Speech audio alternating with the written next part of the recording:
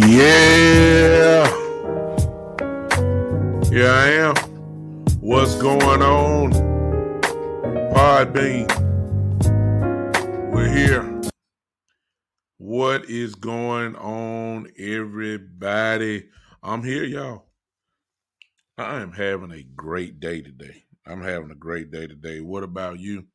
Listen, welcome to the Big Time Show podcast that is being seen live right now on Facebook and, of course, being heard live on Podbean. That is also being seen live on Twitter and Twitch and Instagram and something that I am forgetting, I believe. But I'm live everywhere right now. A lot of people still don't know that I have the Instagram page up. It is running. I am live there now.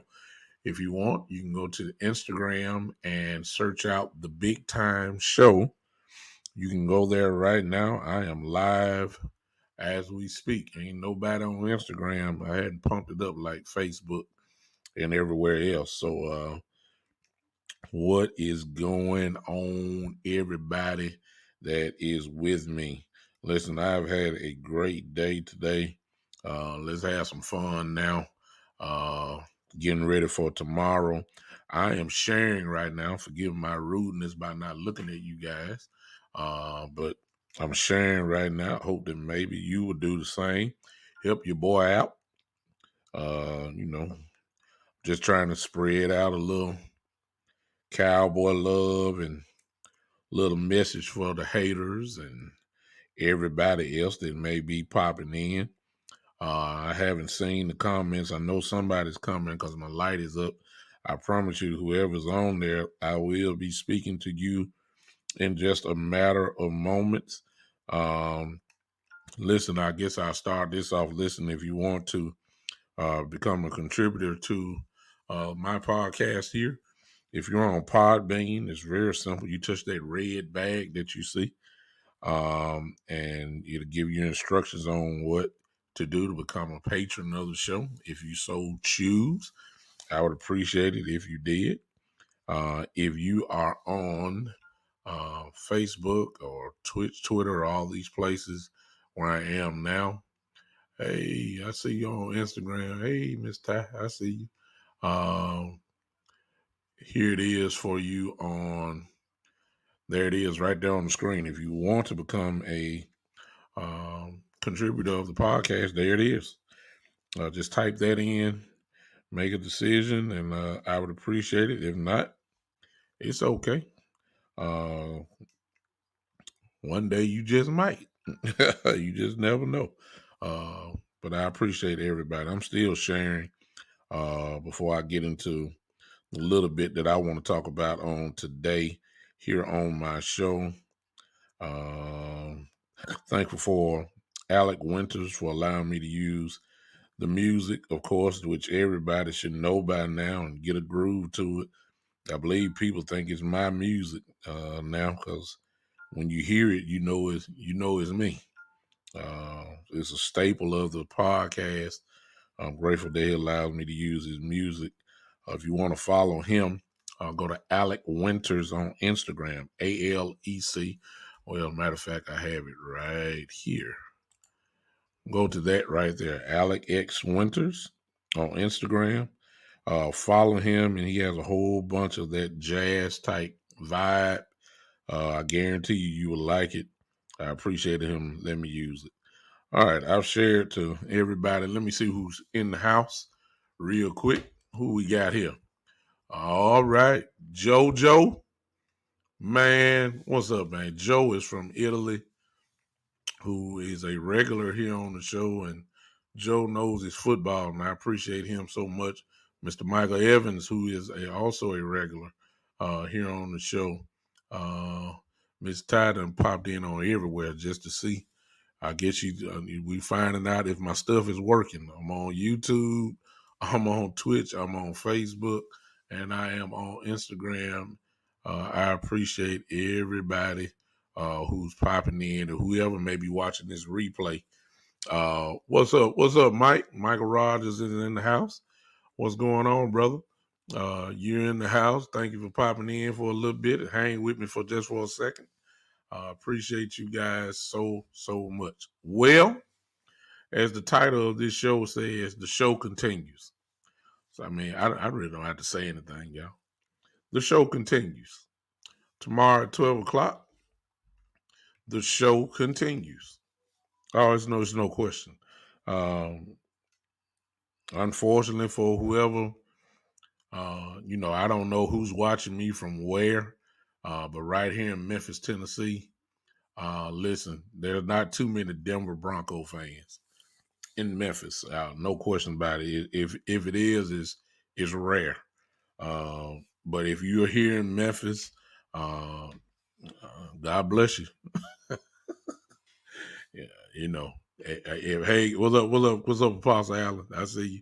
Listen, if you're watching me from wherever, or you listening to me from wherever on iHeartRadio or Pandora or all the Apple, Google Podcasts, wherever you're listening to me from, if you're a Denver Bronco fan, all I'm gonna tell you is God bless you. You know, I'm sorry for you. Hey, you're just in the way because you Denver Bronco fans, you're in a bad, you're in a bad spot. The reason why you're in a bad spot is because the way I look at it, you're gonna lose anyway. You know, anyway you're gonna lose. But since the captain is back, yeah, y'all know who the captain is, right? Y'all know the captain. Instagram, you know who the captain is, right? Okay. Uh, Mr. Prescott, who's hungry, makes his return tomorrow. Yes, he is playing. Yes, he is going to play unless something crazy happens in warm-ups. He is playing, and because he is playing, that's really all the motivation that everybody need, as if they weren't already motivated. Okay, the captain is back. Somebody for to get lit up tomorrow. It's really just that simple. It's really not much analysis that really needs to be done here today, but I will give a little something. But somebody in trouble tomorrow, and it's not us. Okay, it's not us. Somebody is in trouble on tomorrow. Yeah, exactly, Joe. Joe, as you can see, I put his up now. Joe, uh, if you've been following me, y'all know how I say it. The Broncos don't belong. They just don't. Uh, Now I realize the fact that when people play us, usually they play their best game of the year. I don't care if we played the Jacksonville Jaguars. The Jacksonville Jaguars, for some reason, whenever the Cowboys come to town or the team comes to us, all of a sudden they play above their head. It just never fails. It's the mystique of the Cowboys. I don't care what mystique it is. Somebody is gonna get it tomorrow. Cause we ain't playing. All y'all, the haters who I haven't heard from in a month and a half. I don't know where they at, y'all. I don't know where everybody is. Apostle Allen says 40-12. I mean, I ain't really want it, but I guess Apostle said 40-12. Dak 440 yards passing tomorrow. Wow, that's a butt whooping. I'm gonna get into that in just a second. What I think was gonna happen. Obviously, y'all already know I think we're gonna win, but the question is by how much or in what fashion are we gonna do it tomorrow? I guess I'll go ahead and just start that off now. Let me make sure I ain't got nobody on par. Par Bean is in the house. Okay. Par Bean, I see you. Let me just say this. Um, there is a little tension though, y'all. Okay. I understand. I see Michael says the Broncos are outmanned, outgunned, out equipped against Cowboys is going to get ugly. Let me give a little tension on this show. We got to be truthful. Okay, let's be let's kind of reel it in a little bit, and let's just talk about this. Number one, they have a good quarterback. I like Bridgewater. Always have. He's not, Pro Bowlish, but Bridgewater can hurt you. Why can't he hurt you? Why can't he hurt you? Because here's the truth of the matter, y'all. I ain't trying to scare you or nothing. I'm just giving you the facts. They have two pretty good receivers. I'm just saying. Now, Cortland Sutton is the truth. Jerry Jeudy, even though he's just coming off of, an injury, Jerry Jeudy is the truth. Okay, so we're not talking about that. That's a pretty good pair we're going against. Now I know who they'll be lining up against, and Mr. Anthony Brown, who's playing his best football of his career. And then, of course, Lord have mercy Diggs on the other side. What's up, Rod? I see you. Mr. Lord have mercy Diggs is on the other side. And I'm just saying, these are not trash, okay? Bridgewater is not trash. It's really just the truth. And those receivers that he have, they're the truth, okay? Melvin Gordon, pretty good running back. I mean, he ain't, Derrick Henry or nobody, but Gordon can run the football. No question about that. But in spite of all that, I'm still saying somebody in trouble tomorrow. Yeah. Yeah, I know Sutton is there and Jerry Jeudy is there, and I gave credit and respect to Teddy Bridgewater. I will give him respect. But they're in trouble tomorrow. Why is that? Their offensive line is not good. See, Bridgewater could be all that, but if he ain't got no line, you're in trouble. That's all I'm going to tell you. You got some pretty good receivers, but when you don't have time to throw it to them, you're in trouble. Can I hear the church say? I know I'm a preacher. Can I hear the church say you're in trouble real quick? Come on, help me here. You're in trouble. Yeah. When you don't have a line, you're in trouble. Now, I'll get to their defense in a second. Well, let me go to their defense now. You will be fooled a little bit by their defense. I've checked it out. Here's where you're fooled by it. Here it is. Because They are they only give up 17 points a game. Now, if you know anything about football, especially on the pro level, that if you're holding the team under 20, 21 points a game, you're going to win a lot of football games. But if you're going, in the teens, you're going to win a whole lot of football games. And they're only giving up 17.1 points a game. Now, that might mess you up a little bit. But in that, there's a little diversion there that not a lot of people are thinking about.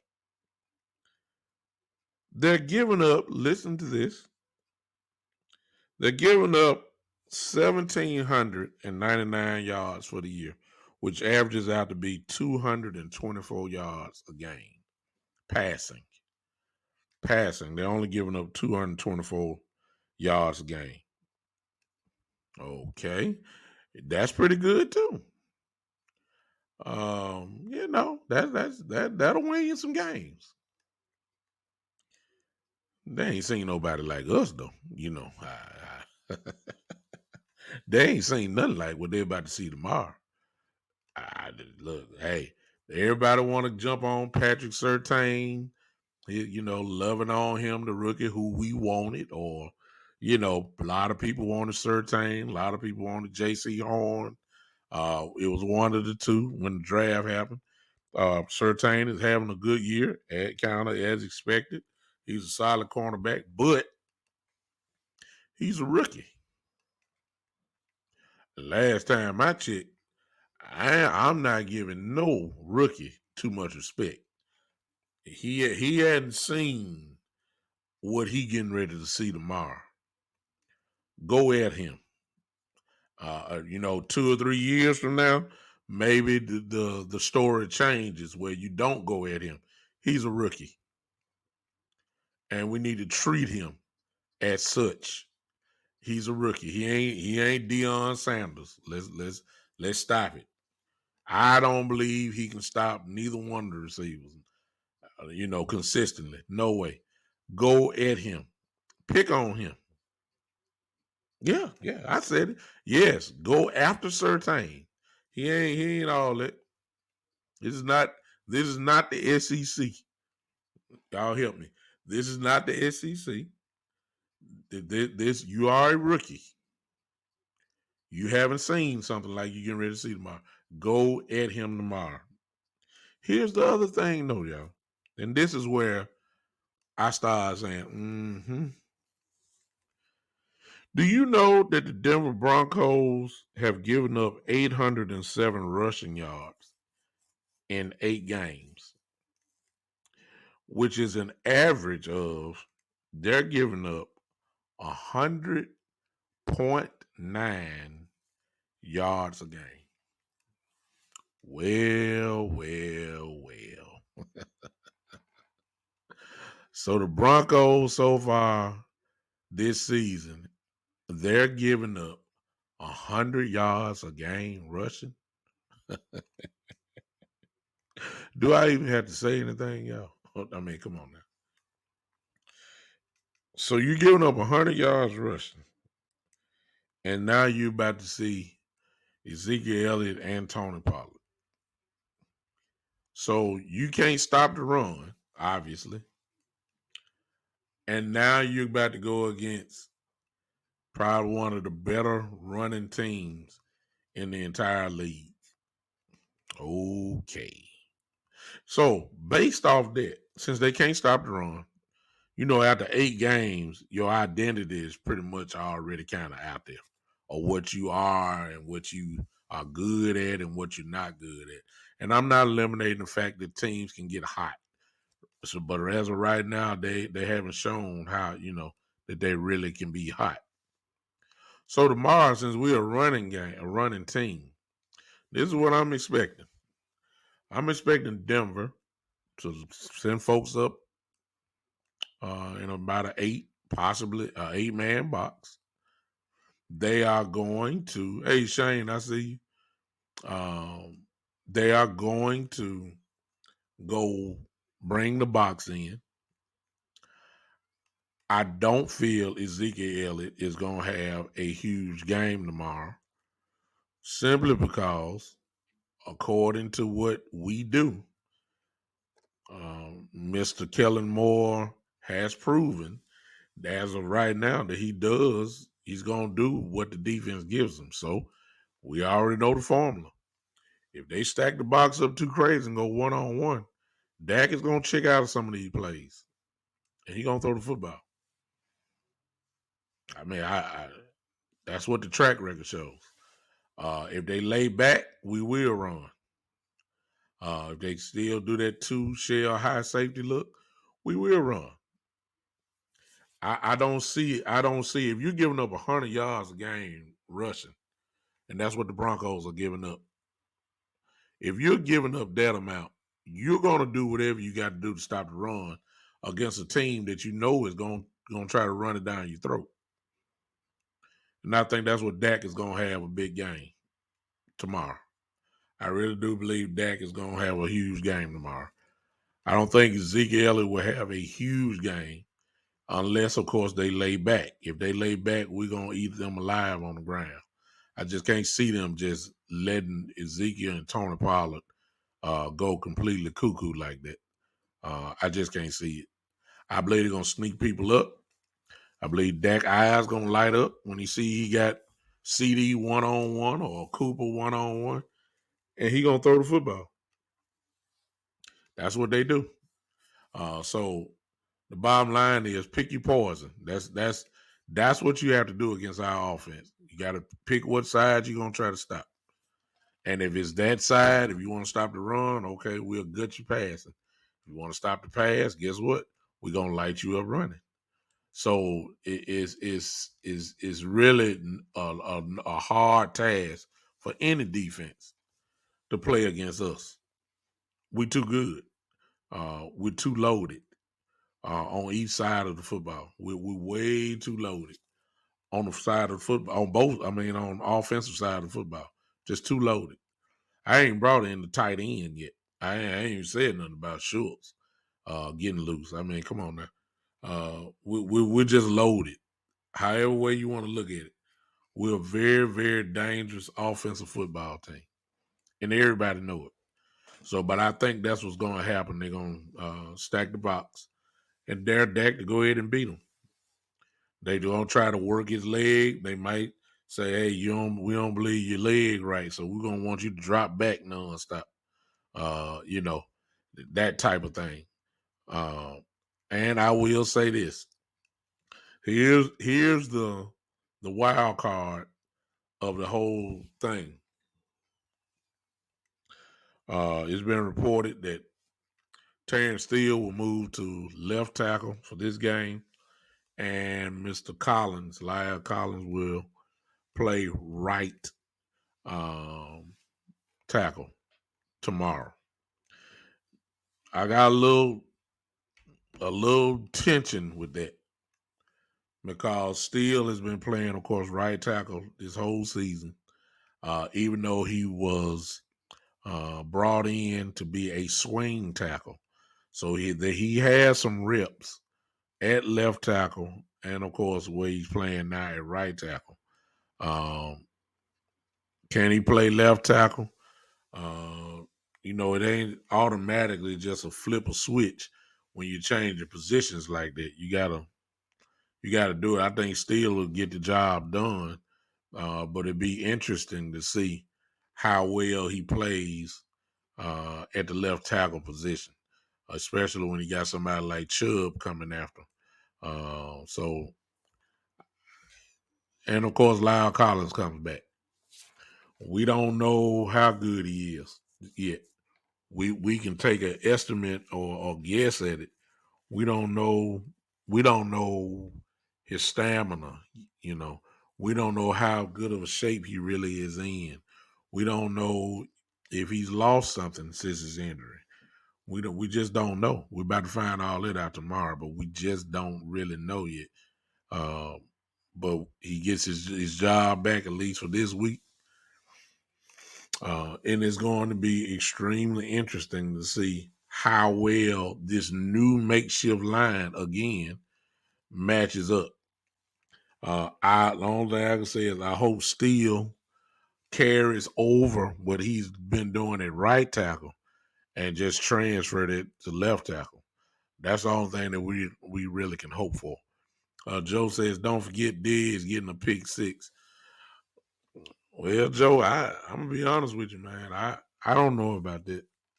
The only reason I'm saying that because I think these quarterbacks have figured it out. Like that guy over there, we're not throwing over there. I think Diggs have gotten, or if he haven't, he should have it. He should have that type of respect. Like, no, we're not throwing there. We're not throwing your way. That's where I think that Diggs is. So if they throw it, and it depends on what Diggs line up. If Diggs is lined up on Sutton, he'll have some opportunities because you got to throw to your number one receiver. You have to if you're an offensive player. That's your moneymaker. If he's playing the number two, I still think that he's gonna get some shots. Also, I just can't see a lot of them though. A lot of shots. I just can't see it. The offensive coordinators are not dumb. They know where to go and who not to go to. So I don't know about that. But I believe that we're ready to play. I believe that we're gonna rip these guys apart.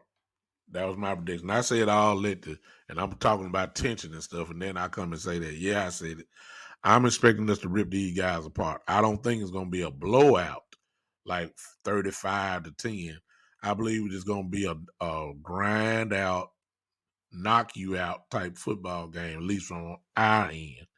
I think we're going to rip them apart. I don't think they can stop the run. And if you can't stop the Dallas Cowboys run, you in for a long day because the play action pass is going to be wide open. It's just so much that can happen if you can't stop anything. So all I can tell you is it is really going to be a smash mouth, beat you up, and pose your will type of football game tomorrow. I believe that. I believe that. And I think we're going to win. I think we're going to score somewhere between 24 and 28 points tomorrow. And I think the Denver Broncos probably only going to score right at 10 or something like that. I think our defense is just, if you notice, they're shifting from that opportunistic type, resume they have or that label that they have. They're flat out dominating people now. Huh? Change that. I think with the loss of Von Miller, if we score early, their defense may quit. Yeah, with Von being traded, that has to be a blow to them emotionally. And Von Miller's type don't grow on trees. Von Miller at 70% is still better than a whole bunch of ends in the league at 100%. That's how good he is. Those type of guys, you can't just say, well, next man up. No, your next man up is a considerable downgrade compared to Von Miller. That speed he has is, that's what's going to get him into the Hall of Fame. He's a dominant football player. He's not there anymore. Chubb on the other side, he is another good player, but I think we can handle him. They don't belong, yeah. I wouldn't be surprised we win something like 24-10. Our defense is shutting people down now. It's only going to get better. Michael Parsons, who the jersey I am wearing right now, as you can see, You see that? Yeah. This is jersey I had when I went to the game earlier this year when we played Philadelphia on that Monday night game. I had this on, and man, I felt like I was Ray Lewis or something. I wanted to get out there, just one play, just one. I still believe, y'all forgive my head. I mean, I'm 48 years old. I get it. I know. I'm 48 years old, but I just feel like I could I'm good for one more play, just one. I ain't fast like I used to be. Matter of fact, I'm considerably slower. But I did. What's up, Gary? I see you, Gary. I'm sorry.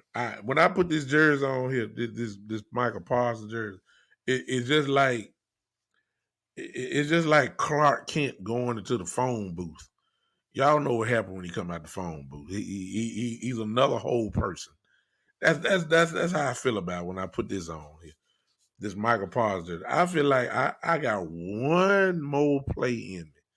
I'm 48 years old. Somebody over here laughing because I say I know somebody gonna say don't do it.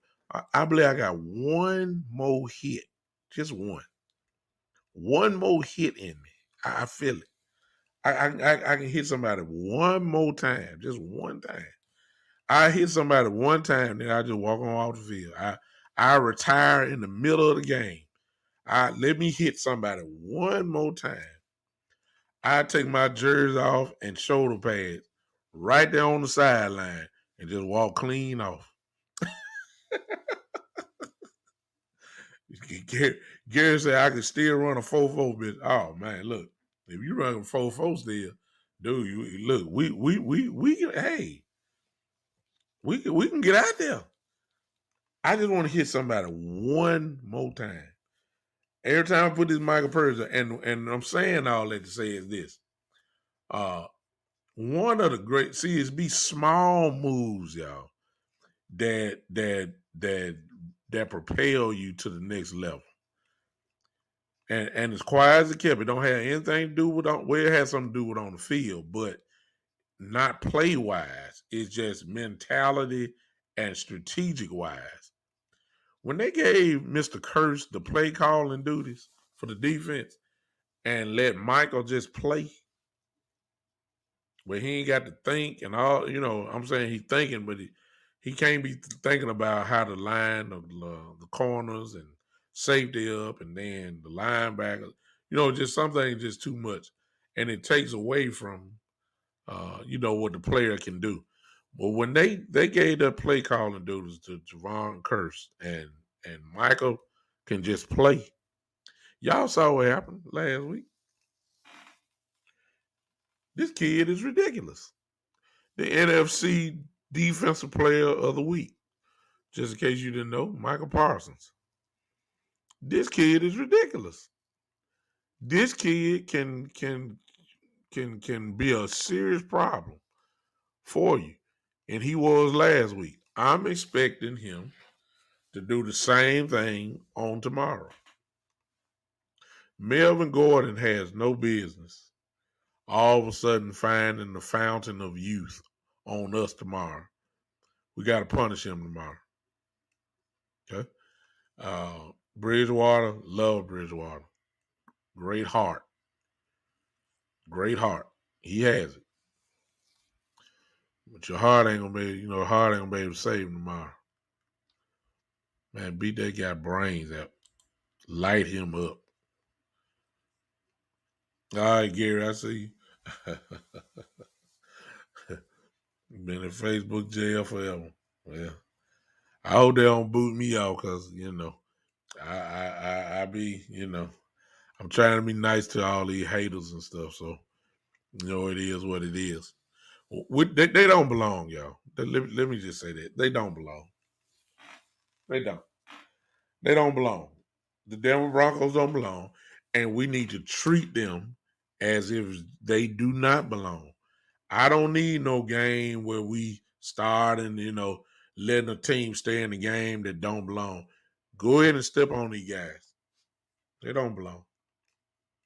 They're giving up 100 yards a game rushing. Their defense is. Please. Let's not even play. Go at these guys. And if they stack it up, cool. Dak gonna light it up. So I mean, it's just there are just some teams that you just know don't they're not on your level, but you're just trying to be nice. What up, Jerome? I see you. You're just trying to be nice, and act like that. But listen, Denver does not belong. Every time I tell y'all this about team, y'all can mark it in the bank. I mean, put it in the bank. I told y'all that because some other teams they don't belong. Denver don't belong. Not when you not when you not when you tell me that your defense, rushing defense, gives up 100 yards a game. You cannot give up that kind of yard against the Dallas Cowboys because the running backs will have 100, and Dak Prescott will have dang near 400 yards passing because the play action is going to work. It's going to be wide open. It's going to be look out. So I just can't. I can't give exactly what Jerome said. We're good. Shane said, "Be careful. I've been flagged 3 times this week. Yeah, Facebook extremely sensitive." Jerome said, "We're good for 150 then if we committed to it." Jerome, and those that are watching, if we stay committed. See, one of the one of the things that gave a lot of beauty to the game last week against Minnesota was that Ezekiel Elliott did not have a great game rushing. Tony Pollard really didn't have a great game rushing. However, they were committed to it. So they still ran the ball. They still had, Zeke still had double-digit carries, getting close to 20. Pollard had about 4 or 5 carries. That they were committed to it in comparison to like the Tampa Bay game, where we didn't even try to do it at all, period. Nothing really. But when you're committed to the run, uh, you could go for 150 yards against this team. I agree with you, Jerome. If it's only if they stay committed. We all know how Kellen Moore is.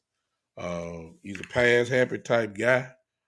And if he sees those guys kind of stacking up in the box, then he has no problem whatsoever in turning the keys over to Dak and say, launch away, brother.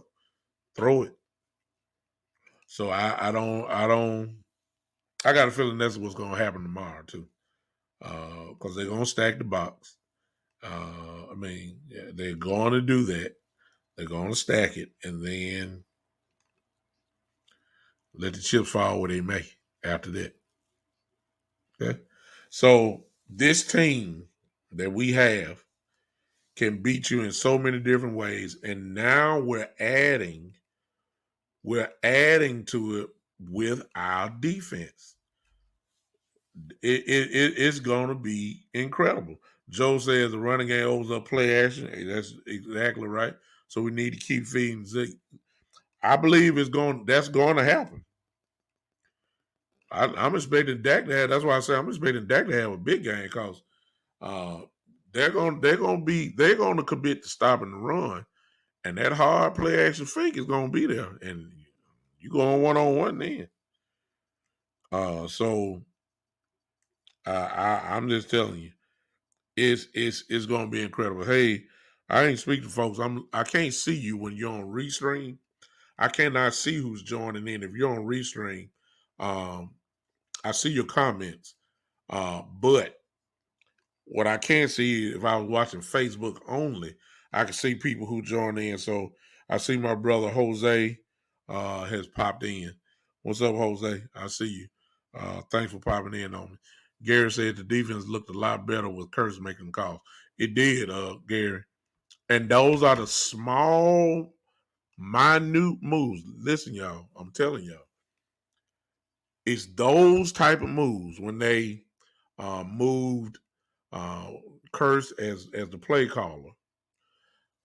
Those little small moves, especially when you see that everything can be handled.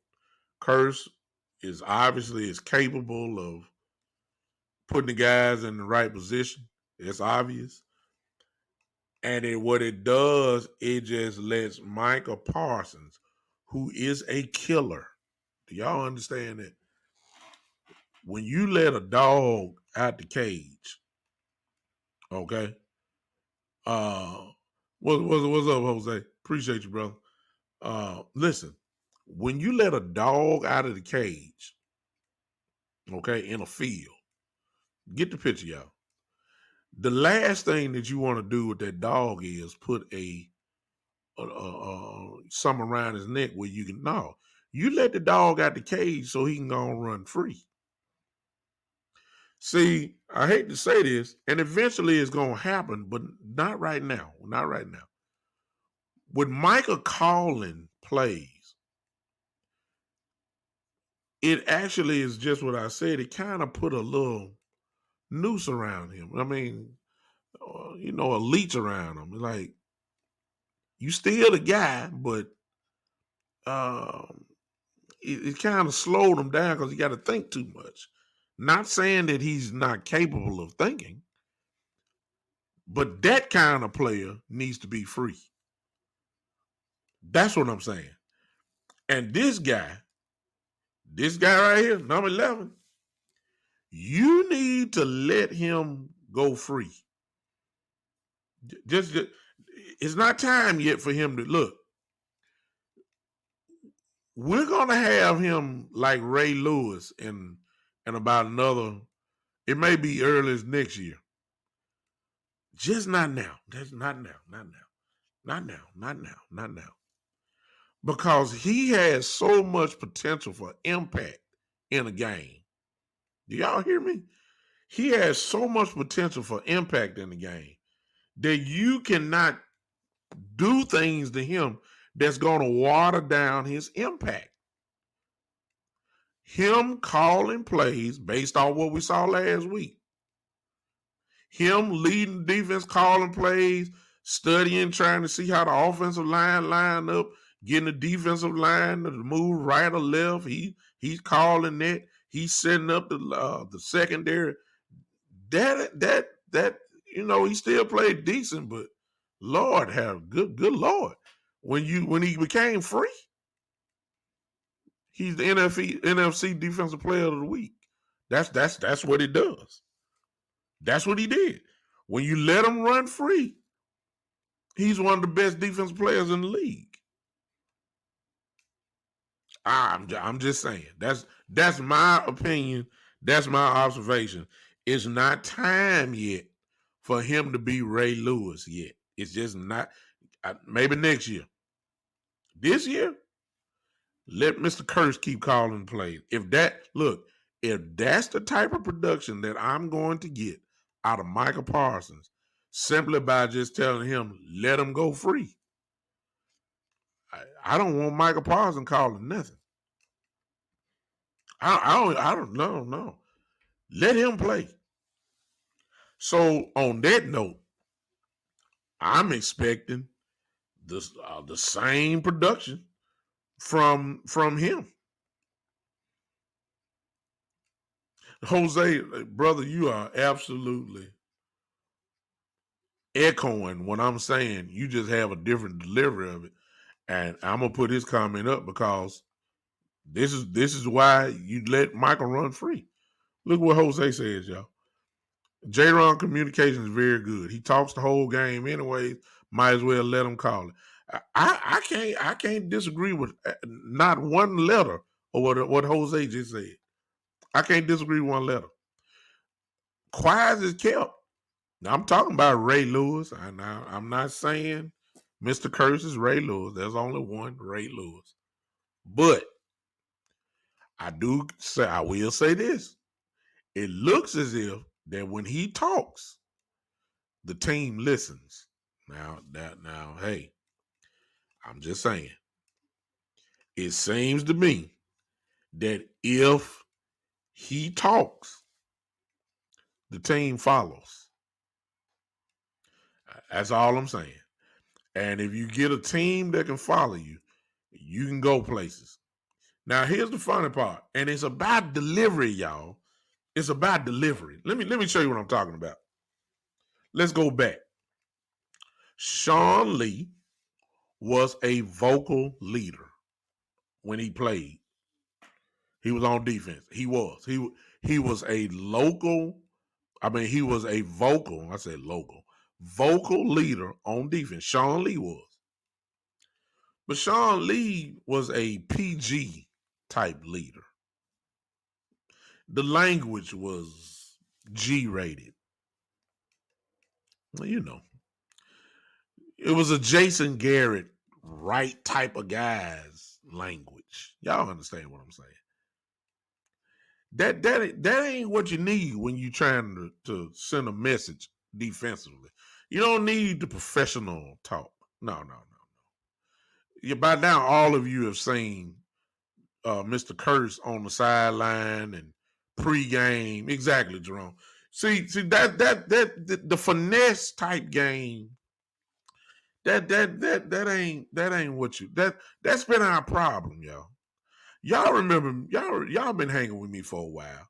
Y'all been hanging with me for a while, cause so you know what I asked for at the beginning of the year.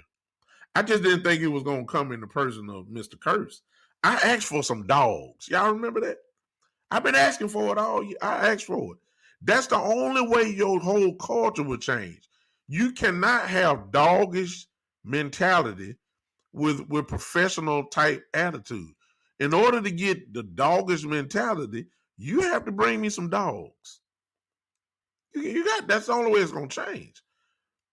And for this year, with the addition of Michael Parsons, Mr. Curse, KZ, Diggs is talking to, that mentality has brought out dogs. And all them guys, I'm gonna throw in D-Law too. I'm gonna throw him in. Because D-Law, one thing about it, his body is breaking down. We all know that. But his mind and his mouth ain't never changed. D-Law was just by himself. He ain't had no dogs with him to talk that mess. He ain't had no dogs with him. He ain't had no dogs with him. Sean Lee, a little bit too. Sean Lee was very productive when he was on the field. That's one thing about him now. I can't take him from Sean. He just was no one on the field too much. Sean was a great football player. Smart linebacker. He just didn't have that Ray Lewis. Y'all know what I'm saying. Man, Ray would have people. Ray Lewis had guys wanting to run through a wall for him.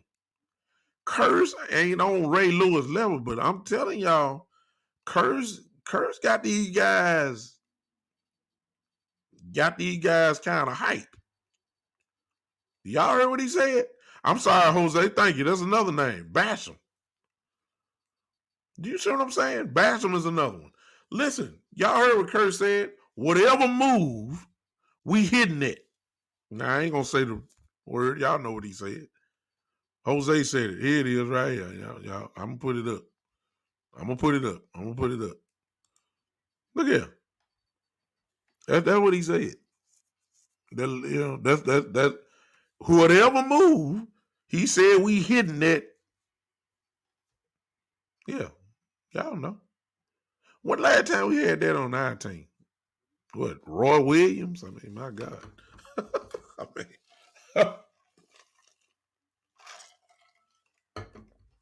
look at him. Look at him. Jose, I love you, bro.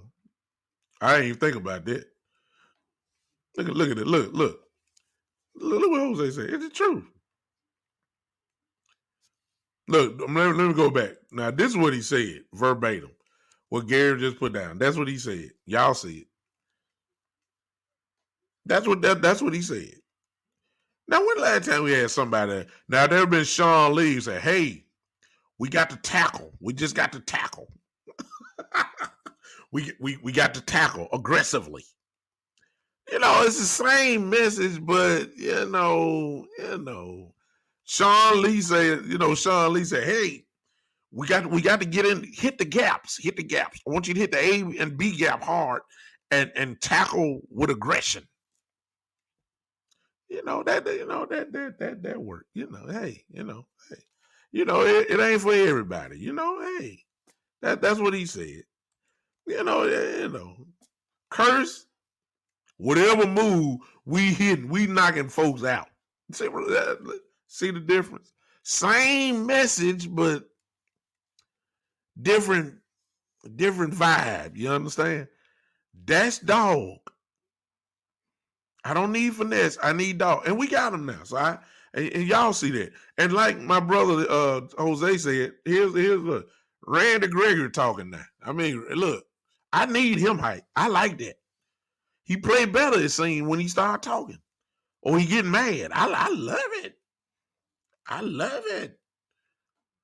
Because when Randy Gregory getting mad, he already can't be stopped. But if he play with some emotion and go, look, everybody talking.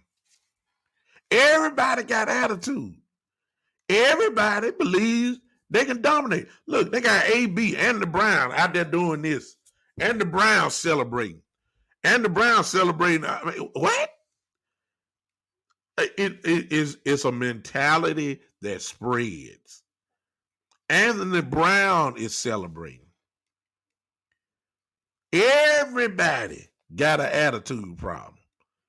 When your defense has an attitude problem, ladies and gentlemen, you're going to win a lot of football games. That's the way I played. I had attitude. I talked. I loved it. No, I didn't make every play, but good. But soon as you make the play, I'm still talking. You ain't gonna do that again. That's what I was saying. That fluke play. It's a fluke. You can't beat me. Yeah. I see you, Gary. Gary said he plays better mad. That's why he talks so much. Look, let me tell y'all something, man. This thing is going to get in. And look here. That's why Denver in trouble tomorrow. They're in trouble. They're in trouble. They're in trouble. They're in trouble, y'all. They're in serious. When is the last time? Thank you, Jose. When is the last time you've ever heard the Dallas Cowboy defense imply that we are going to impose our will on you? When is the last time we heard that from a Dallas Cowboy led defense? We got to go all the way back to the early 90s for that. This is what these guys are saying, and this is what they believe. They believe they control the game. It's not the offense. They're trying to take the glory away from the offense. When is the last time we've had a defensive team, and our stats are not great, they're getting better. They're just not great because of what we gave them before. But every week, you see the improvement. Every single week. Last week was one of our better defensive games. No question about it. The reason why I'm saying that is amazing. And let me tell y'all, all y'all haters, y'all kill me. Y'all shouted about Justin Jefferson and Thielen and Dalvin Cook and Kirk Cousins all last week. Now all of a sudden, since we beat their brains out, now all of a sudden they not good. Y'all so funny. Justin Jefferson just got shut down. 2 catches for 21 yards. That's because of defense. However way you want to do it, however you want to say it, if the coverage rolled to him, that's good defense. If you talk about he didn't throw him the ball, well, that was a reason why Kirk Cousins didn't throw the ball to Justin Jefferson. Because no game plan that the Minnesota Vikings have that they say we're going to only throw the ball to Justin Jefferson only 2 times. No way. It's a reason why he only caught 2 balls, because he got shut down. Adam Thielen, 6 catches, 78 yards. Usually when Adam Thielen catches 6 catches, he's already over 100 yards. Kirk Cousins, not even 200 yards passed. When is the last time Kirk Cousins? Y'all can say what y'all want about Kirk, but Kirk Cousins throw for 40, 300 yards every year, 30 touchdowns plus. I mean, Kirk just can't win the big game, but he's a fantasy football dream. Y'all, most of y'all got Kirk Cousins on your team. Y'all, it's just the truth. Or you've had him on your fantasy football team. The reason why, because you know he's gonna put them stats up. There wasn't nothing wrong with Kirk Cousins' arm. There wasn't nothing wrong with Kirk Cousins, the scheme. They run the same plays they ran all the time. No, they just got shut down. But then as soon as we shut folks down, now all of a sudden they not good. Kirk Cousins probably come out here tomorrow and throw for 300 yards. Dalvin Cook will run for over 100 yards, tomorrow. Justin Jefferson will have a big game. We shut them down, y'all. And it's because the defense is getting better and better and better every week. And the scary part for all you haters and you Cowboy non-lovers, the reason why you ought to be scared is this. It ain't nowhere near where it's going to be in a few more weeks. Oh, my goodness. You think Randy Gregory, do you know why Randy Gregory is so special right now, y'all? Let me tell you why. Let me tell you why Randy Gregory is so special, y'all. Look what he is doing. Watch this. With really no other threat on the defensive line. Nobody ain't getting on the other side over there. D-Law ain't there. D-Law not playing. Parsons is not really coming off the edge a whole lot. Huh? Parsons is lined up as a linebacker. Randy Gregory is doing all what you seeing now, really as the true only threat on the defensive line. And he's getting doubled. Okay? He is getting doubled, y'all.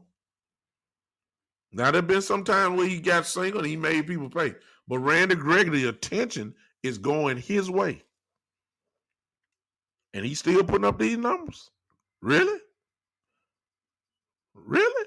Okay. Guess what's going to happen when D-Law get back? You're right, Gary. Osa is causing a lot of problems up the middle. That's pressure.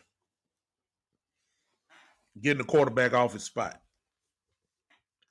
I'm telling y'all, Gregory is really doing this stuff, man. Gregory is really doing this stuff. Usually don't happen like that. When you have two dominant defensive ends, or like a lot of teams, a threat, like Chicago, perhaps like with Khalil Mack on one end, and you got Robert Quinn on the other end. It's usually two guys that can really get there. Gary's right. Basham is causing a lot of drama. They're playing good team defense, but usually when you got a guy that can flat out go get the quarterback, usually that don't happen when the other guy is not there, because all the focus goes on to the player that can really get there. Randy Gregory just getting back there and knocking guys out. And you really don't think D-Law coming back and my goodness, Armstrong, these guys, I think Armstrong played last week. Listen, this thing is going to get incredible in a few more weeks. I'm just saying. Somebody put up earlier and say they think Gregory going to have 2 sacks. Listen, when you're natural like he is, I can't say that you're not telling the 100% truth. This guy is special. He has special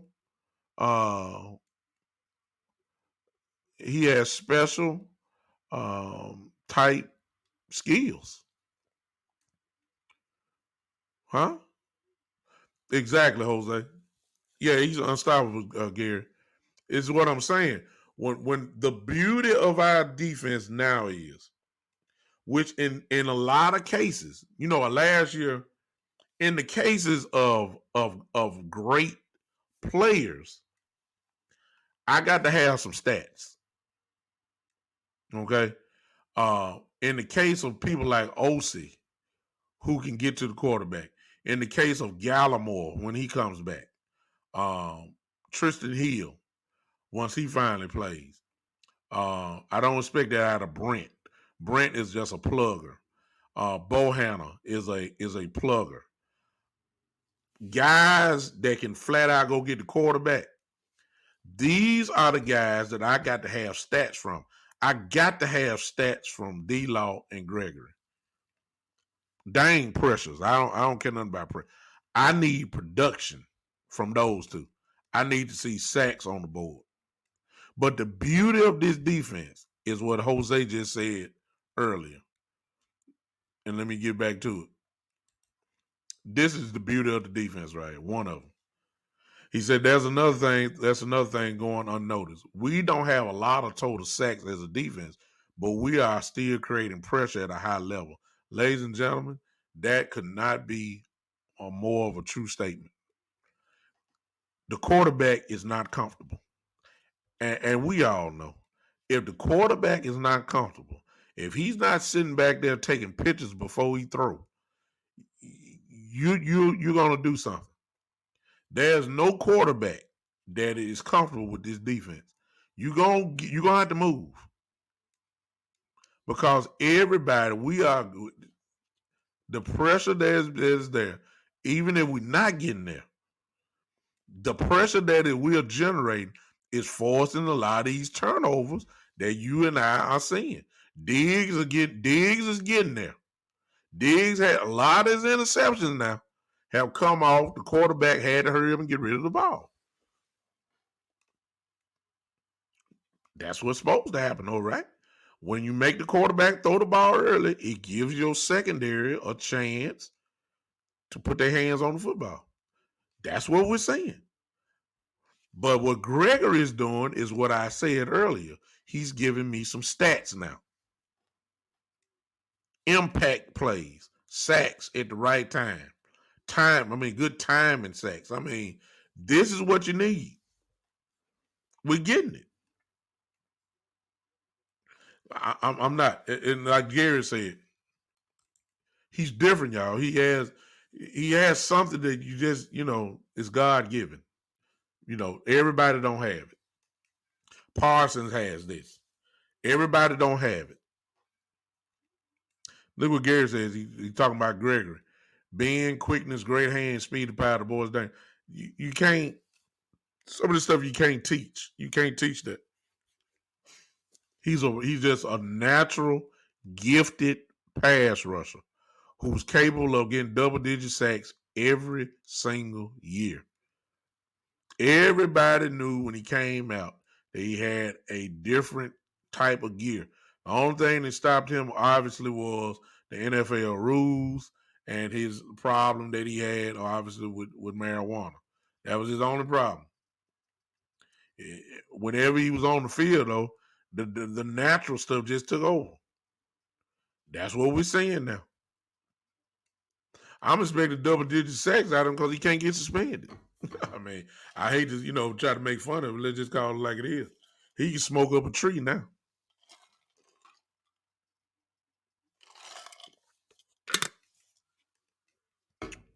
I wasn't really trying to be funny right there. Gary said he had mental health issues. Exactly. Which is part of the reason why he was smoking up trees. NFL ain't messing with you. Yeah. You can't stop him now. So he on the field. That little part is over with now. So now you got to deal with him. Hey, the NFL said, okay, we get it. These guys need this for pain. These guys need this, for it's proven that it helps or whatever. He on the field now. And Lord, it's going to be a problem. He is going to have double-digit sacks without D-Law on the field for most of the year. That's special. That's special. So D-Law is on his way. Randy Gregory is on his way to a Pro Bowl this year. as expected. At least I said that. What Jeffrey Murray says, I want to see Gallimore and Hill with their second year off-season peanut butter because whatever they give Terrence Steele, they had to give it to the rest of them, even Brandon Knight. Gallimore was on track last year, man. At the end of the year, you could see, things slowing down for him getting better. They expected a gigantic jump this year. I think Gallimore will have that. The only question is how much percentage is he really healed and ready to play. With Hill, I think we just need to kind of hold back on Tristan Hill. This is the only reason why I'm saying it. When you're a guy that's big as he is, and you're just coming off knee surgery, it's kind of hard to predict how he will respond with his leg, his knee. When hey, coach, I see you. It's kind of hard to kind of predict how he's going to respond coming off a knee injury like that. I mean, I just got to see it. I know what he was like. He was getting better before he got hurt.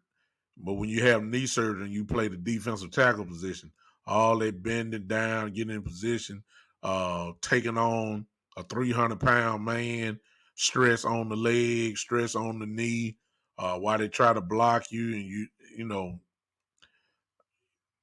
I can't predict it. Not with him, because you just don't know how that knee is going to respond. That's the only thing I'm gonna say about Hill. I hope he's right. We'll see. A lot of you guys have been talking about Boss Man Fat. I never thought I would say this, but as of right now, Boss Man Fat can sit on that bench. Why? And the Brown don't need to come off the field. Now, I never thought I'd say that. And the Brown don't need to come off the field. No, sir. I no, sir. Boss Man Fat is a rookie. Now, if I said that about Surtain and go after him, Boss Man Fat is a rookie too. I don't know what he brings to the table. Let's just be honest. I mean, I know he fast. Okay, I give you that. He is fast, but I don't know. I don't know. Now, if you told me Kennedy or I don't know. If you're talking about what's up, Coach? I think Coach just disagree with me and say, "Oh, yes, he does need to come off the field." Well, my only question to anybody, my only question is, who are you gonna sub him with? That's all I want to know. Gary said, I think he better than Brown. I know, and I ain't just sold on Brown either, but we can't deny what our eyes have seen. He's playing pretty solid football. No doubt about that. There's too many stats that agree. Now, I know you guys are talking about what same thing I talk about, like when Anthony Brown gets destroyed on a route and dude is way in front of him and all that, but he ain't catch the ball, but we see how he getting caked. I give you that, but I don't know. I mean, but I got to see it first. Anthony Brown playing solid. I never thought I'd say that, but Anthony Brown playing solid football. Actually, as I said earlier in the podcast, he's playing the best football of his career. There's no doubt about that. He's having the best season of his career right now. Okay, we'll see. And I agree. And let me see what Coach say. Coach says gives up too many first downs on third and less than 10. Yeah, he does. No argument there. Gary says Brown been playing good, no doubt. I just think Boss Man is better. Boss Man more athletic. Brown has issues with double moves. Exactly. We seen Brown get cracked on certain routes. I've seen that. We ain't gonna even think about how Antonio Brown did him at Tampa.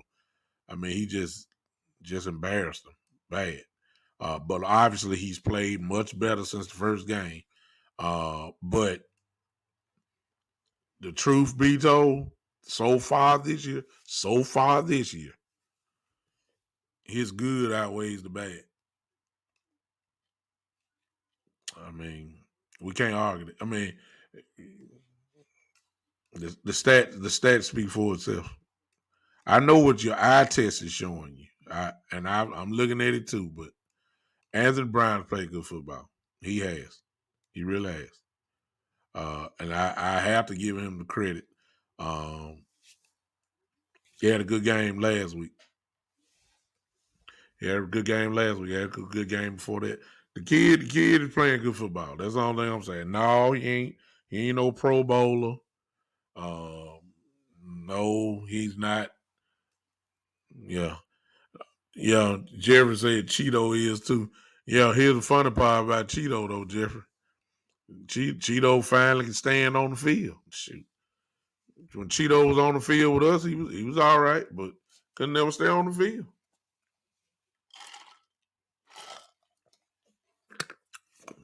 I ain't want. I mean, can't stay on the field. So he's talking about Cheeto Awuzie, y'all. Just in case y'all don't know, Cheeto Awuzie, who plays with the Bengals, he's having a pretty good year so far. You know, we didn't see it. He wasn't on the field. Somebody asked me earlier, just right here. Somebody, I think it was Joe, who asked me, "Do I think Gallup is going to play tomorrow?" Yes, I think he's going to be activated, ready to play tomorrow, and the offense is just going to get that much more dangerous with him coming in. Now, let me say this about that. I pray that Kellen Moore does this because I think Cedric Wilson has earned the right to not have a lot of snaps taken away from him. Whatever snaps he plays, I don't think that because Gallup shows back up that Wilson has to suffer, some of the plays that he got. I believe that Kellen Moore ought to do this because it really is going to get ignorant if this happens. Can I please see if Gallup is back? Can I see a 4 wide receiver set with Cooper, Lamb, Gallup, and Cedric Wilson on the field at the same time? Can I see that? With one running back. What would that do? Think about this, y'all. Let's play a little bit here. Y'all come on, play with me. Number one, you can't run a nickel defense. If you put them 4 receivers out there, it's gonna force you into a dime look. That means you're gonna have more defensive backs on the field. You're gonna spread them out. So that means that you cannot run a box. And you give me Ezekiel Elliott in the backfield or Pollard, whichever one you want. That means you're gonna have man to man on the offensive line, probably 2 linebackers. Do you understand what that would do? That line, and I'm quite sure, as great as Kellen Moore is looking right now, I am quite sure that we are getting ready to see this. And let me tell you something. If you tell me I got those 4 guys out there, and I got Ezekiel or Tony Pollard in the backfield, y'all think we scoring now? Because look, think about it. Think about it, y'all. A dime formation. Watch this. That means Cedric Wilson. I'm just gonna say it like this. I ain't got to go to the top. That means Cedric Wilson is gonna be on that defensive 4th cornerback. And I'm probably gonna say 10 out of 10 times, Cedric Wilson will destroy a team's 4th cornerback. Which also means you probably got some one-on-one with everybody else. I mean, come on, y'all. I look, you ain't got to look, you ain't got to even dress up. You can line up this thing the whole drive. It will not be stopped. Joe, it really is a literal Madden video game. I agree. You can't stop that. Look, you're forcing the defense to respond to your formation. You have to. Because if you put a linebacker on any one of them, it's over with. I mean, good God. It's over. You got to do that. This is what I think is what we're getting ready to see. And all I'm going to do is sit back and just laugh. For those that are joining in, hey, Pastor Park, I see you popped in, man. What's going on? Listen, you're getting ready to see what Gallup come back. I hope he play tomorrow. But if he don't worry about it. He might be back to the Atlanta game. He's real close to playing anyway. If Gallup play tomorrow, please understand Kellen Moore gonna run a 4 wide receiver set. It's got to happen. With Cedric Wilson, my argument is for those that just joined, Cedric Wilson has earned the right not to get a lot of snaps taken away from him. I don't think just because if Gallup come back, that means Cedric Wilson needs, goes down. No, I believe that you need to adjust to what you got. Run a 4 wide receiver set. Kermit say, I think that he's still on our. No, he's been practicing. Kermit, he's been practicing. Discussion is he gonna play tomorrow or will it be Atlanta? Whenever he come back. Listen, put the 4 wide receiver set. It forces your defense. You can't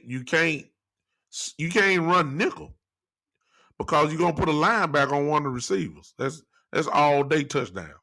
I don't care what route you run. It's too easy. You got to run a dime. And what that does, it takes the person out of the chances of you running a box or you can't run an 8-man box with 4 receivers set. You get one running back in the backfield. You can you just imagine? Can you just imagine? No, see, no, no, no, no, no. I think Dak ready. Dak, you can't keep him down. He's ready to play. He could have played last week if it was a playoff game. He's been right out there. You see what I'm saying? If it was a playoff game, he would have been out there. And the way if y'all saw how he was moving, he looked just fine. This boy got something to prove. Coach said that would eliminate the tight end if they have a back in the game, which hurts our run game. Coach, I'm going to agree with you on that. Based off this, though, Coach, here's the thing that I don't know, that I'm not sure of. I'm not sure if I do know this about Gallup. Gallup is a good blocking wide receiver. I ain't so sure about Cedric Wilson though. Based on what Coach said here, let me put that there so y'all can see it. Coach is absolutely right. If we take Schultz out the game, your running game is kind of diluted. But remember what I said: when you got 4 receivers, you got to put 4 cornerbacks out there. The only question is, can our receivers block? Cooper can block. Lamb can block. Gallup can block. I'm not 100% sure on Cedric Wilson. But primarily, though, Coach, this is what I'm saying. I'm saying on passing downs that we know we have to pass, 3rd and 7, 3rd and 6. You put that 4 wide receiver set out there, it can't be stopped.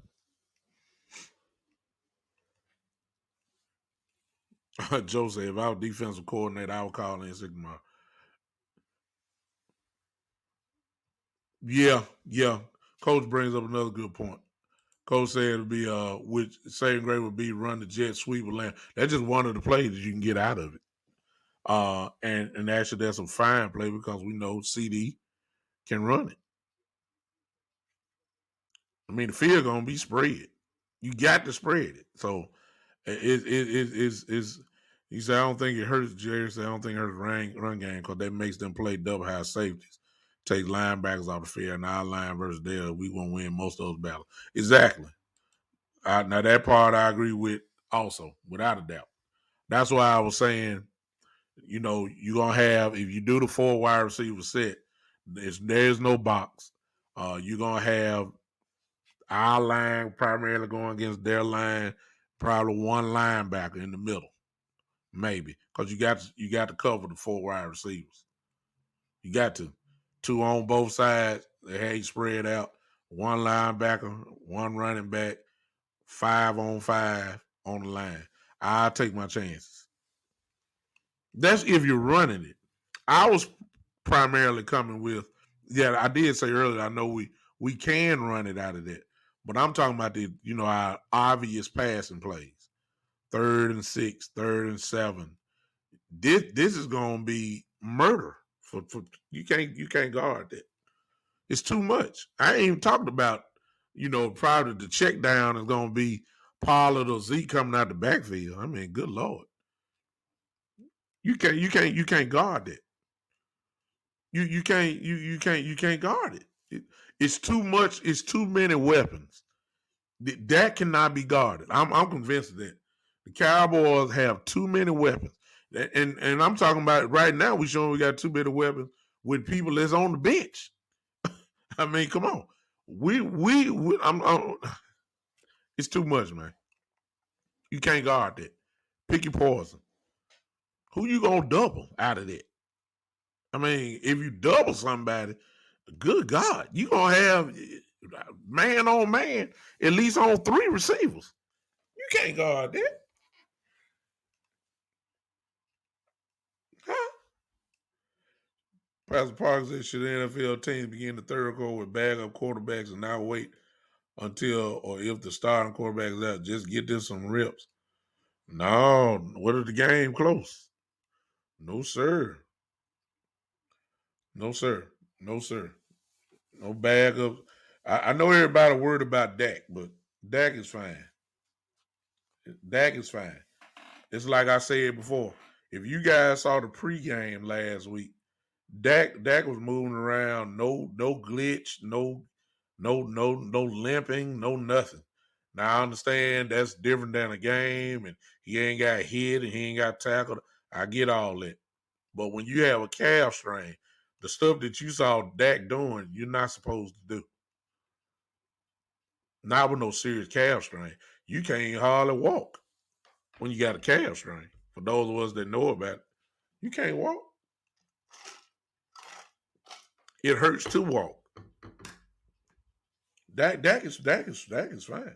If, like I said, if it would have been a playoff game last week, Dak Prescott would have been playing. Last week. There's no question about that. So he's had 3 weeks now. The regular injury is prescribed as a 4 to 5 week injury. And I may be wrong. I think maybe 4 to 6 weeks. So, and then keep in mind this, Pastor Parker and everybody else, those guys get treatments that we as regular people don't get. Keep that in mind.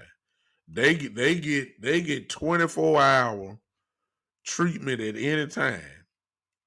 All the work that you get on that calf, all the massage and all the stimulation, electric stimos and whatever else they do, all the exercise, they got way more stuff than when we get it. They're 24 hours at the start. So it actually speeds it up when you're getting constant treatment on there. So we can't base it off the way we go. We go to the doctor once or twice a week for 30 minutes or a little physical therapy, for 30 minutes. No, these guys get it 8-9 hours a day. You know what I'm saying? Real massage therapists. Boy, I almost said something right there. You know, not massage like Deshaun Watson had. I ain't talking about that type of massages and stuff. Y'all understand what I'm saying? You get real massages. You know what I'm saying? These guys are getting worked for 8, 9 hours, 10 hours, probably more.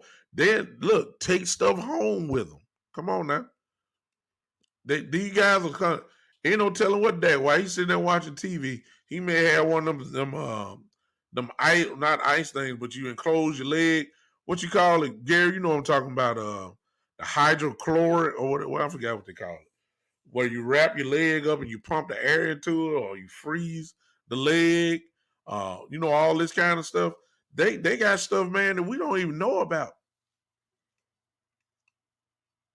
And it was reported about Dak. Stuff that, once again, he got the plasma injections, where those things, Kobe Bryant used to get that when he was playing, on his knees. It just make you feel, there's a lot of blood flowing there, plasma injections, whatever it's called. I mean, these guys got stuff that, we don't have. So that speeds up the process. Ain't nothing wrong with that. Ain't nothing wrong with that. Finally, let me go to this real quick. Thank you guys for hanging with me. Appreciate anybody who just like to hang. Yeah, exactly.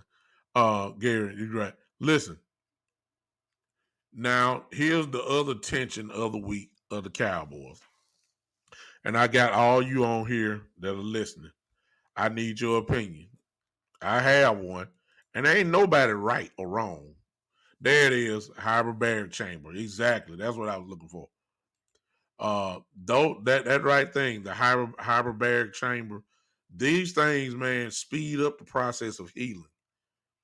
You freeze your body up, in an incredible cold amount. It takes swelling out. It takes, it stops swelling. It stops everything. If y'all, some of y'all guys know what I'm talking about. These guys have access to this type of stuff at any moment. Ain't no telling what's in Dak's house. You know what I'm saying? We just don't know. So everything is sped up. Here's the tension, and we'll close with this. The tension of this week is Lyle Collins and Terrence Steele. The tension is Steele moving to left tackle this week. What y'all feel about that? Lyle Collins assumes his regular position of right tackle, but you move Terrence Steele to left tackle. There is a difference between right tackle and left tackle. Here's what I'll say. When Terrence Steele was brought in, he was playing swing tackle. For those who don't understand swing tackle, that means you can play both tackle positions, right or left. Now, when Terrence, you can't, this is what Cowboy fans are still slightly suffering also. When Terrence first got here, he was not that good. Something happened during the offseason this year. Something happened to the point where I'm just gonna go and tell y'all, and maybe y'all need to watch some film and see it. Terrence Steele is dominant. Yes, I said it. Yes, I said it. I've seen enough. Terrence Steele is just not playing good. He is dominant this so far this year as a right tackle. Now I know that don't sound right. All I'm gonna tell y'all is go watch the film. That's all I'm gonna say. Terrence Steele is knocking people off the ball. Terrence Steele is mauling people. Terrence Steele is throwing people around like a piece of trash. He is dominant this year. Dominant. but he playing right tackle. It's a different setup, but like I said before, it's different on the left side. But as I said before, he's played left tackle. Now, here's the problem with Cowboy fans. This is just a few Cowboy fans, just because a lot of Cowboy fans have a problem with still going to play left tackle.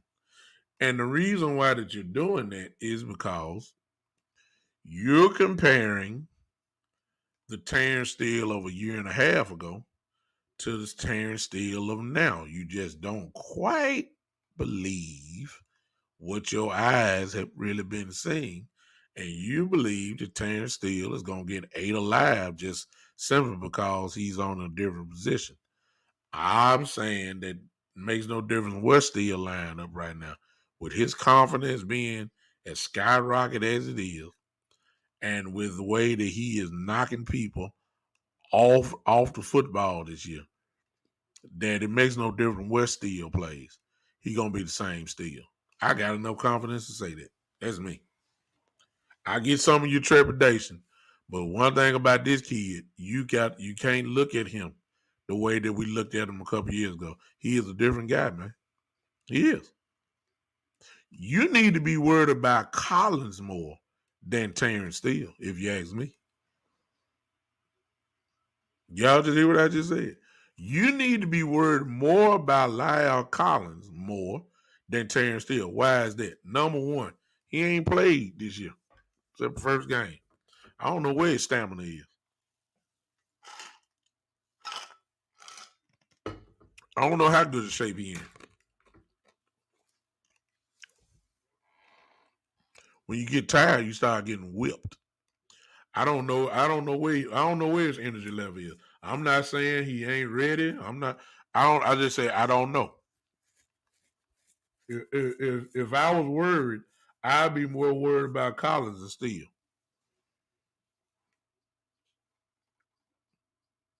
Huh? But I'm gonna tell you now. I echo the statement of Gary right here. This is the way I feel about it. Right there. Y'all see it. Y'all see it. I'm not worried about I'm not worried about them. I believe it's gonna be the same domination as it was before. I don't see a drop. I don't see because usually y'all know what our rap is. When Tyron Smith goes out, the whole team go down. I don't see that happening no more. That's not gonna happen. That's not gonna happen. Usually when Tyron Smith misses game, whoever's filling out is not good enough. They get destroyed. You know, I don't see that this year. I don't see it. I believe we're gonna be just fine. In other words, y'all, as I close and leave y'all here, Dallas Cowboys 27, the Broncos 10, 13, something like that.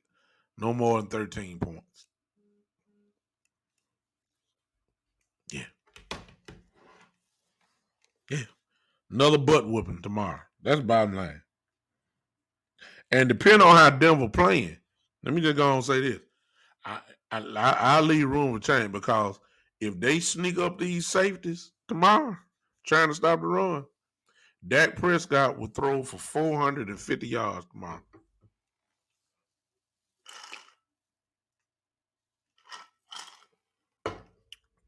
We'll know that in the first couple of drives, y'all. Y'all want the clue? Here's the clue. For those that watch the football. Joe said 40-10. My goodness. Yeah, well, hey. It might be just because of what I just said, Joe.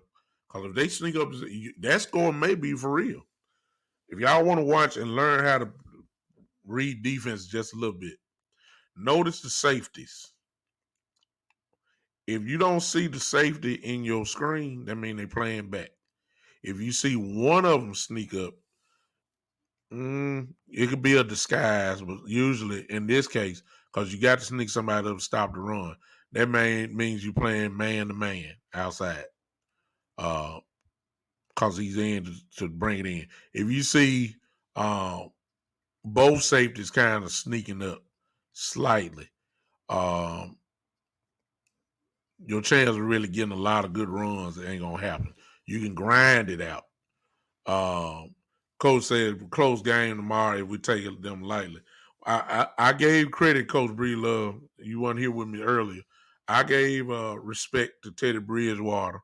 They do have two real good receivers in Cortland Sutton and Jared Judy. They do have that. I give them credit. Melvin Gordon is not no trash by no means. But the offensive line is not that good. They are on defensive wise. They're giving up 100 yards a game rushing. This is the wrong team to be to go against. If you're giving up 100 yards rushing a game in 8 games, the last team you want to see is the Dallas Cowboys. That's why I say they're going to really go try to sell out against the run. And that's why I believe Dak Prescott probably is going to have a big game. And if you have a big game like that, then Joe will score a 40-10, and then Gary score 35-17. That might be exactly what we're looking at. If they sneaking up, yeah. Yeah, they if we don't beat ourselves, Joe said if we don't beat ourselves with stupid penalties, it should be over by halftime. That's one thing about us though. We're a third quarter team. We put our foot on everybody's throat in the third quarter though. I've seen it so far this year. The third quarter, they go completely crazy.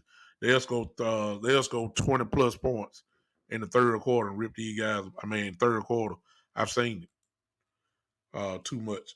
Say the defense taking major hits on the line, no Chubb, and they traded Von Miller. You know, their two best pass rushers won't even, Von Miller, of course, is with the Rams now.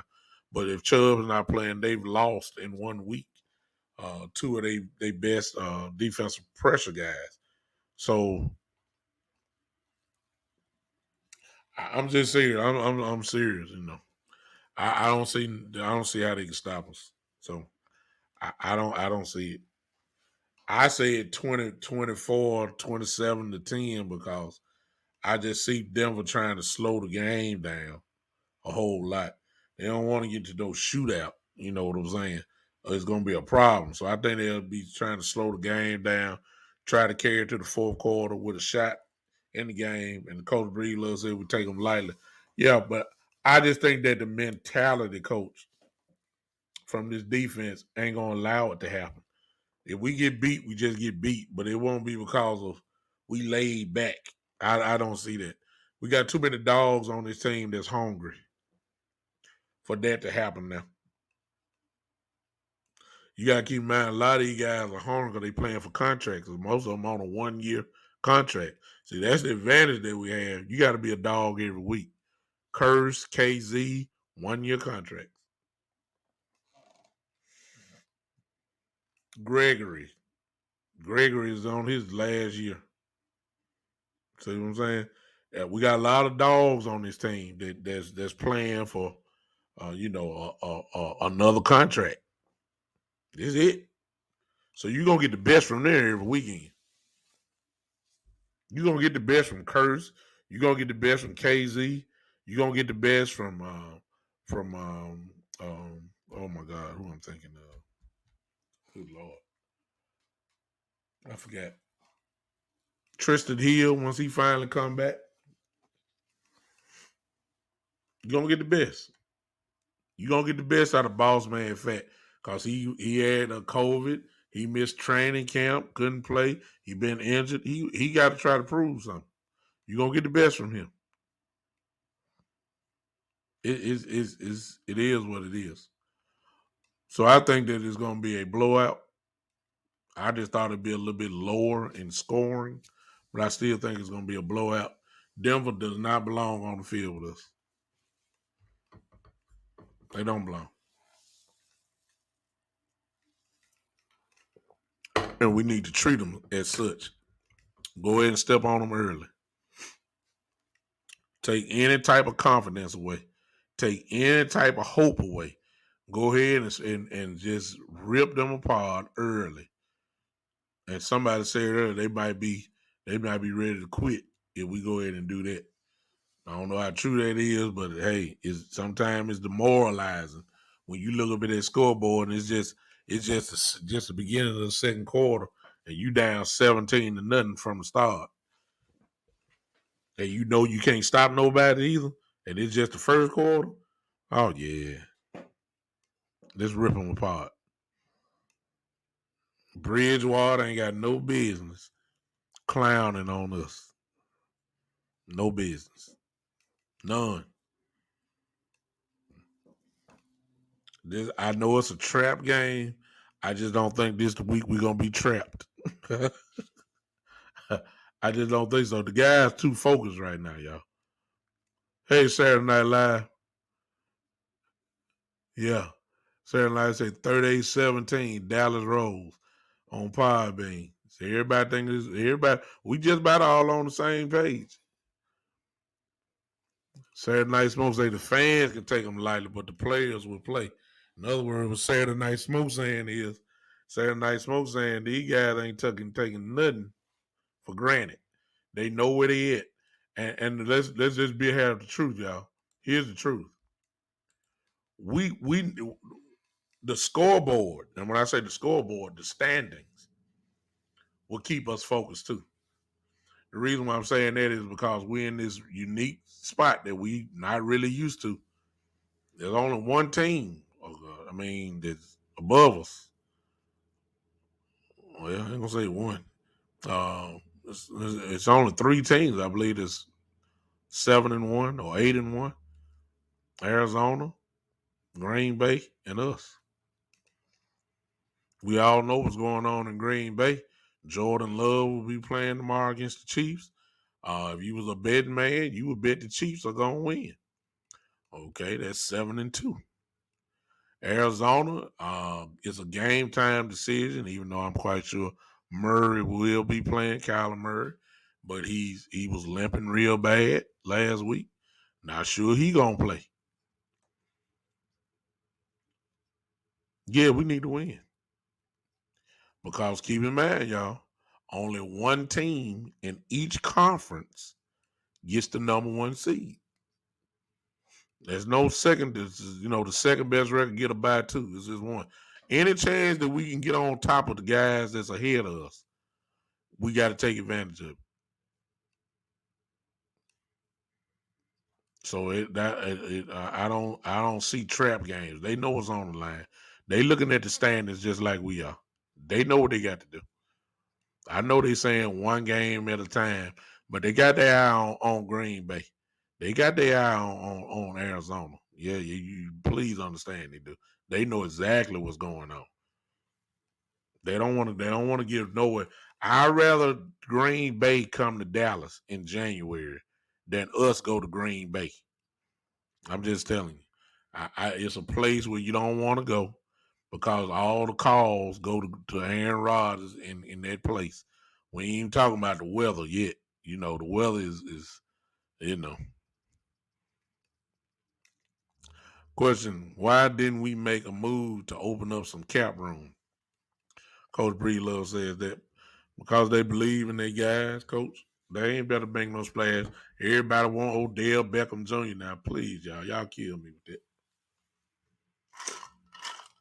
Every time somebody become free, every time we got a whole bunch of Cowboys fans. Not you, Coach. I ain't talking about you, but you see it in there. Von Miller goes away. Where the Cowboys are with the Cowboys. We should get Von Miller. Odell. We should get Von. We should get Odell. I mean, come on now. Y'all know Stephen Jones by now. Y'all know Stephen Jones ain't creating nothing. He believe in the guy. Be cheap is all I know. This is one of the years where his system actually have worked. Get cheap guys and get major production. That's what he been hoping for all this time. Folks like Curse, KZ, these type of guys, Terrence Steele, these type of guys who barely got a contract hanging on. And then all of a sudden you get Pro Bowl level like production from these type guys, and you getting them from cheap. That's the Stephen Jones way. So far this year, his system has actually worked. So when you start talking about big names, that ain't gonna happen with us. That's not. So all the dreams of Odell and all the, I don't even know why y'all want Odell in the first place. Why y'all want Odell? He stay hurt. He don't be on the field. You know. Why? Exactly, Joe. Yeah. Why y'all want Odell? Where you gonna play? Lamb ain't finna sit down. Huh?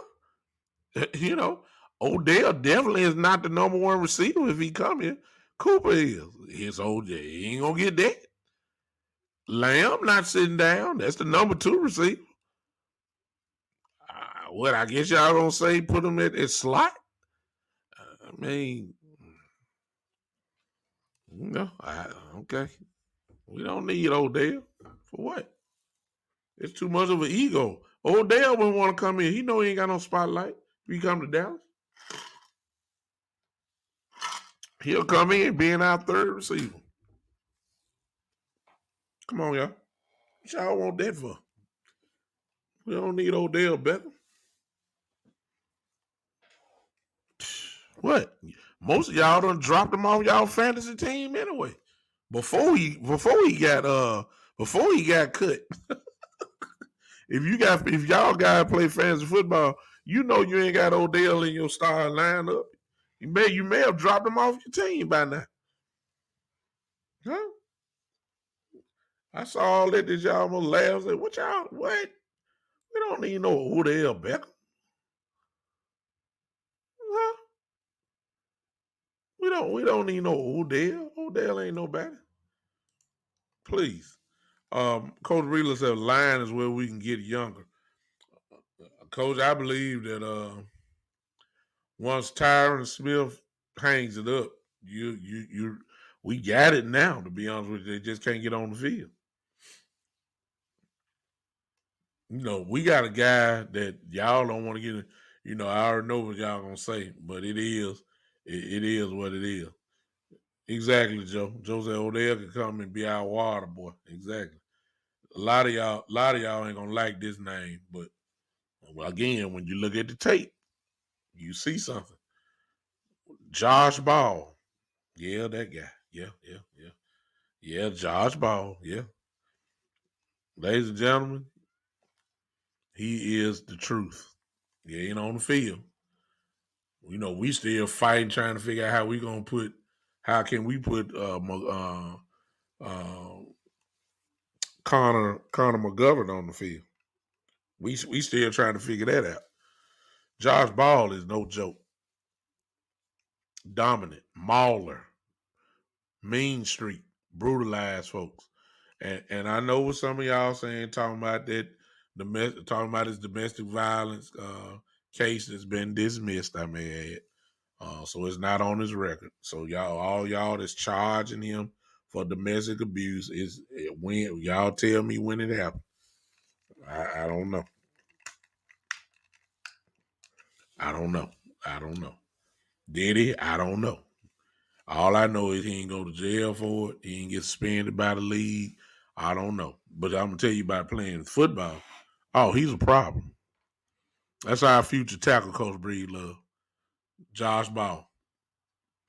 Just as soon as Tyron Smith leave, he could play. He's versatile. He could play that spot. Mean as a snake. Knock your head off. That's the kind of guy he is. Another attitude person. So, it is what it is. Listen, I appreciate you guys hanging with me. I'm going to get on off here. Thank you so much. I'll see you guys tomorrow afternoon at some point. Well, dog, soon as the game is over, y'all come on back and hang with me. Either we're going to be laughing together or we're going to be like, what in the world happened? All that kind of stuff. Y'all come on back with me. We're going to talk about it. I ain't running nowhere. I'm here whether we win or lose. It's just we ain't losing. So I'll be here. Y'all come on, hang with me. I'll see you guys tomorrow following the game, probably immediately after the game. Y'all come on, hang with me. We're going to do it again here at the one and only. Now, before y'all go, don't leave yet. Y'all got to do it for me today. Come on, clap your hands now before I even crank it up. Clap your hands right now. This is the Big Time Show.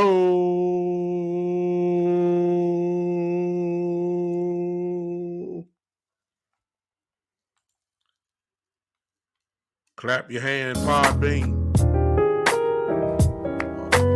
Oh, man.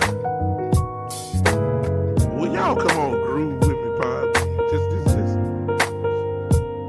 Don't y'all feel that?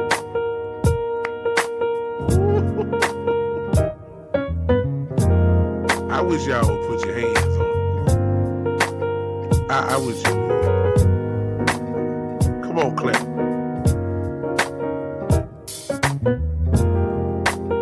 There you go, Saturday Night Smoke. I knew somebody was feeling it,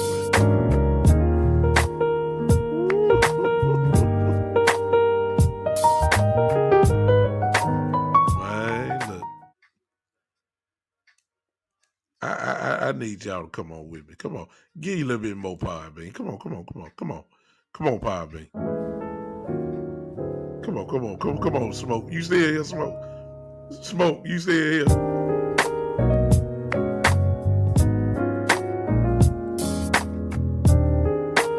Come on, Smoke. Smoke. Smoke. Smoke. I already know.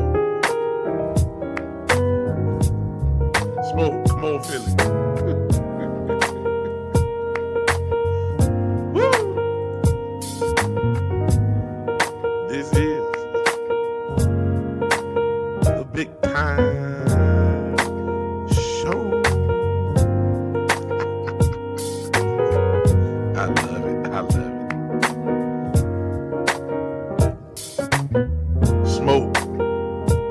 Smoke, if you there, come on, hang with me tomorrow after the game. I'm gonna be here.